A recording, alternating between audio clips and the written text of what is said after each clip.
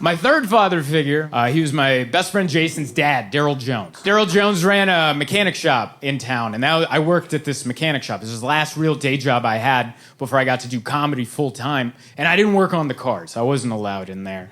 I worked in the office. I did the computers, I did the bookkeeping, I wrote invoices for customers. Like, he taught me, he's like, hey, if anyone ever pays in cash, you delete that invoice, and we don't tell the government about it. And I'm like, hell yeah, Mr. Jones. You know?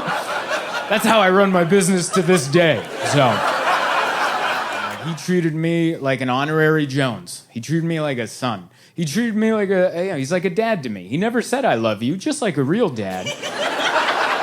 But it was the way he treated me that I could tell how he felt. Like, he knew this was my dream. He knew I wanted to do comedy, and he knew this job was just paying the bills. So he always let me leave to go do my shows, and he's like, your job's here when you come back to it.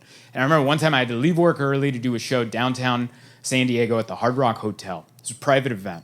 I go down there, and I bomb my ass off. Like, I just have the worst set of my entire life. But I bombed so bad that at the end of the show, they didn't want to pay me the $400 that they owed me. Yeah, and I remember being demoralized that I bombed so bad, but I still argued for the check. I was like, I think you still have to pay me if I suck.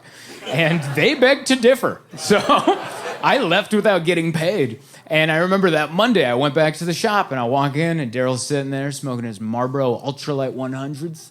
He's puffing away, and he's like, how was your little show on Friday? And I'm like, not good. I ate my ass for an hour. And he laughed a little. He's like, that's probably going to happen a few more times, I would assume. And he's like, I'm sure it wasn't as bad as you thought it was. And I'm like, oh, no, it's worse than you're thinking. I bombed so bad, they didn't pay me the $400 that they owed me. And he's like, really? And I'm like, uh-huh. He's like, they should still pay you if you suck. And I'm like, that's what I said. And I'll never forget this. He took a long puff of his cigarette.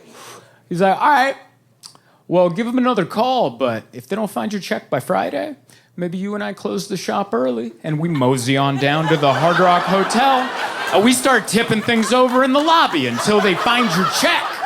And I could tell by the look in his eyes, he was serious, all right? Not only was he serious, he was kind of excited at the opportunity.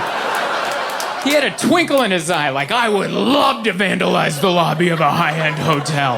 And I'm on the other side going, oh my God, I hope they find my check. Because I'm going to be an accomplice. And I was just so blown away, like, this man was ready to close his business for an entire day, drive an hour downtown to vandalize the lobby of a high-end hotel so I could get my check. And I was like, this is the love from a dad I've been looking for my entire life. That's what dads are for.